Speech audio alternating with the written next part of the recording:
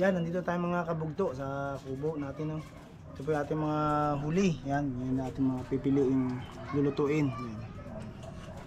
Yan, linisin na po natin mga kabugto para tayo makapagluto. Paano mga kabugto, nabigyan tayo ng biyaya. Salamat. Salamatan natin to.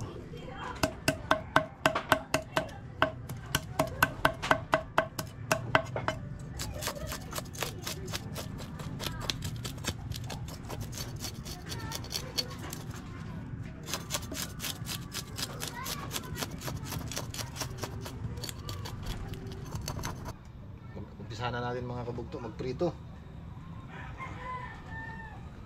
Parang kahirap mansip tong yung ano na to. Ang prito na to.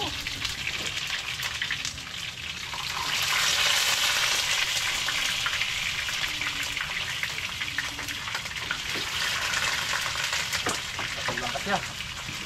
Ngayon natin mga kabugto para makapagsalang tayo ng panibago. Bang sa pintuan, muntik na. Muntik na.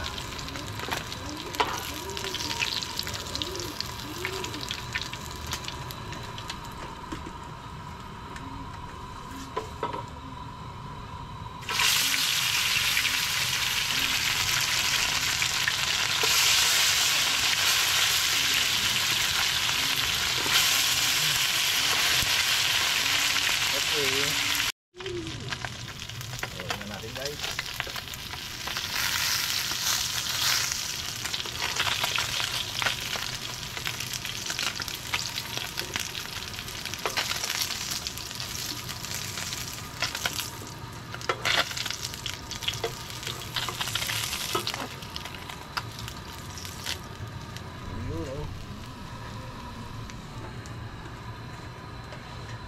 Guys, salang na natin to. Ito ang tawari guys, hanguin na natin itong salang natin para makapagluto na si Gilbis. Ayun okay. Tayo naman po mga kabugto ang magre-regado nitong ating niluto na niluto na yung tulmat na pinirito. Siyempre itong ating mga regados ingredients. Ito ating sibuyas, bawang, luya, kamatis, sili. Siyempre paminta, gagamitin mo tayo ng suka, asin, mantika, itlog, at ito po ang ating pinirito. Yan. Simpleng sasyado lang po ang ating lulutuin yan. Tara! Start na tayo mga kabugto magluto. Yan. Ating luya at bawang.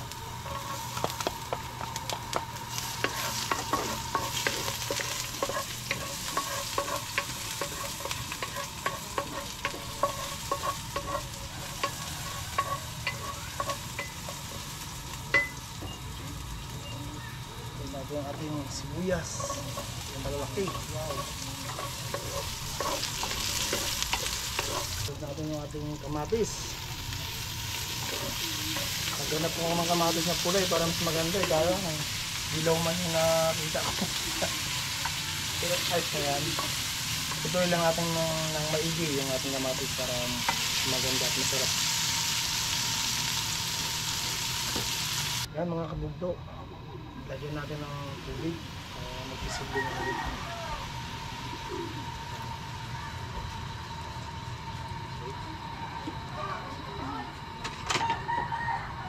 Lagyan din natin ng asin para may alat na siya.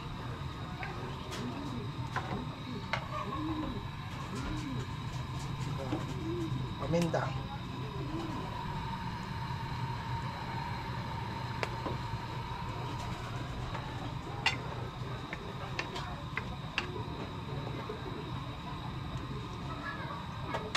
So ito natin guys ng bigyan natin ng suka. Sama-samahin na natin yung mga recato na ingredients bago natin ilagay ang ating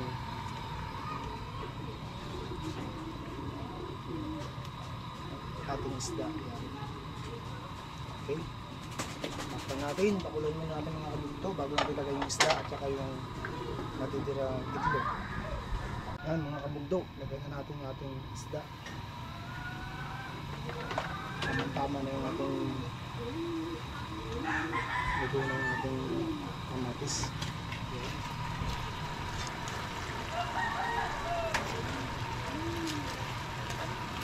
Basa-basahin natin yung mga kabukto.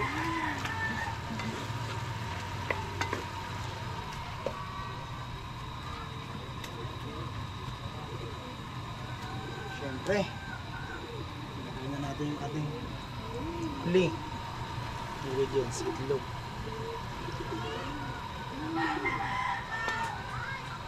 Para masabi natin na sarsyado siya.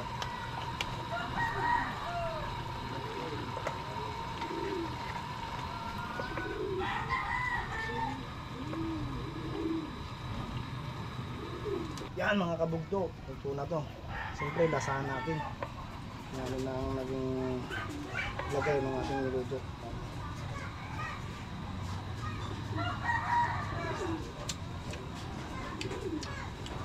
Ayos na ayos. Medyo maalat-alat. Tama yan sa kanin. Okay, patayin natin mga kabugto ang ating kalan para tayo makakain na. Luto na.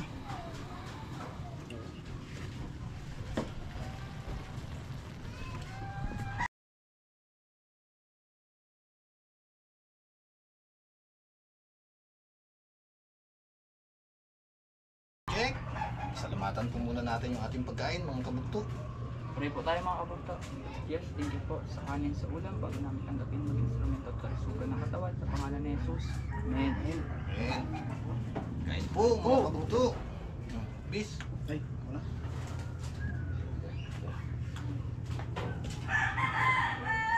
Parang sisig ang nangyari. Yung sisig na ano, yung itlog. Yan. Karte na kulang yan, sisig na eh. Kulang, no?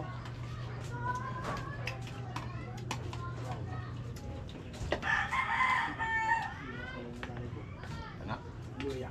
luya. Ayan, di pa malat-malat ng boses ko eh. Nauubusan na sa bobis ha. Walang masandok na sabaw. Ano lang sa baho? Nawala yun ang sa baho ha. Dinuntian mo kasi, hindi mo dinamihan eh.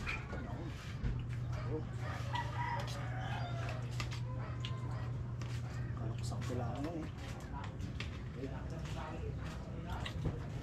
Ako sa biyaya. Ano ko pa ano? Tapos hindi na zero. Ayun. Nag-testing kami mga kabugto ng ano eh, buya-buya. Sabi namin ganitong panahon kasi nakakahuli na kami ng mga talakitok. Eh, kaso medyo malinaw pa ang dagat. Gusto kasi ng talakitok kung medyo malabo eh. Dinawihan kami kanina kaso yung sa lagot. Tapos yung dalawa naman hindi namin natin nakita na dinawi. Natanggal na. Pumulupot na lang yung daway. Wala. Pero thanks God pa rin. Nakakul pa rin tayo sa mga ano, pangangawil natin habang natapang.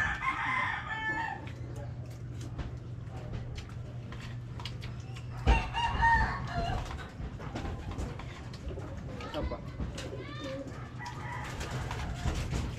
Kasi yung taga sa atin yun, nakahuli ng talakitok. May bang taga rito kasi sa amin, huli ng talakitok eh. Kaya nag-testing kami.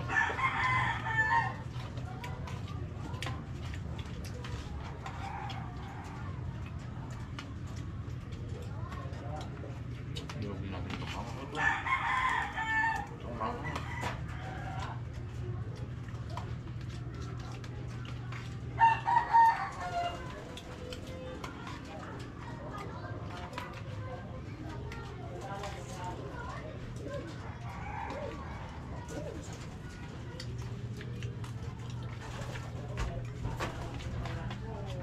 Padami ng lamok ha. Ayan no? Gulang kasi ganyan din. Gulang ba dito? Ambon lang. Tingnan, hindi kami naabot ng mga ambon. Sutong kami doon. Kaya nag-iikaw na agad kami eh. Diyan ang ulan eh.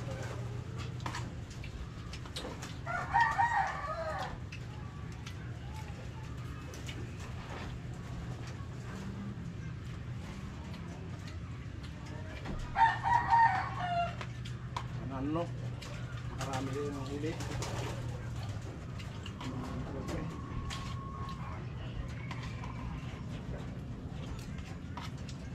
Kaya pala pag kumain sila, dumating sila, umalis. Halos sa isang buwan. Sa biyahe pa lang. Ilang araw yun, hindi pa yung makakapangawil ngayon. Mga bukas pa yung nakakapangawil. Biyahe pa lang, no? Layo ko kasi. Layo. Tapos yun yung takbo. Hindi ka naman makatatakbo ng ano. Hindi, sigado. Gagat mo ng tubig, yelo, tubig. May kargado mo sila, kargado kanina eh, no? Wala pang tao doon. Dapat na eh. Nagkaan pa sila eh.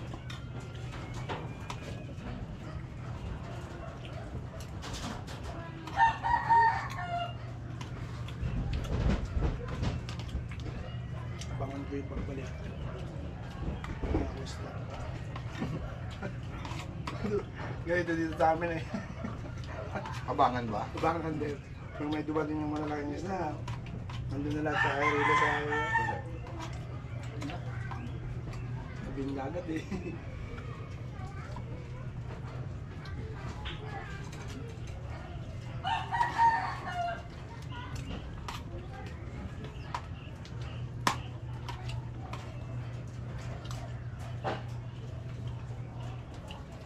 Sama sana yung si Gerald eh. Kaso nagpaloporo yung kanyang motor eh. Hindi nakarating ka ng maga. Sira daw yung motor.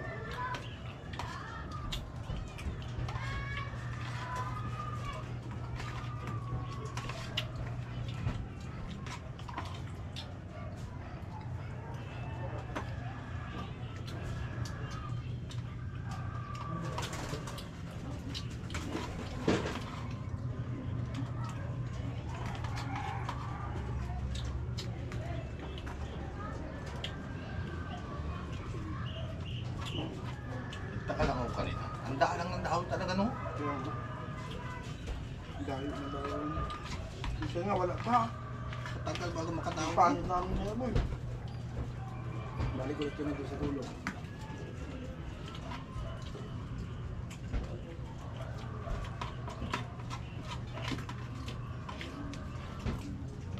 Hindi namin maubos yung baon namin tinapay at itlog eh.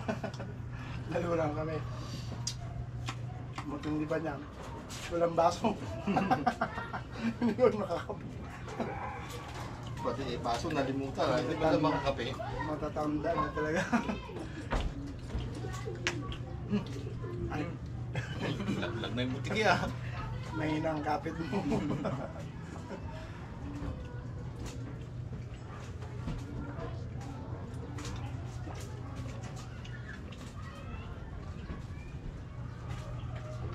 Wow. Sumukay. Sulit yun ang pagod ah. Yung tulis ako na Baka hindi na ako makapagsalita. Gamot daw yan. Baka wala na akong boses lalo. Hindi ko alam ba, nagbibigyan man ako ng ganito. Baka ano yan, dangdang ka sa init. May ligo.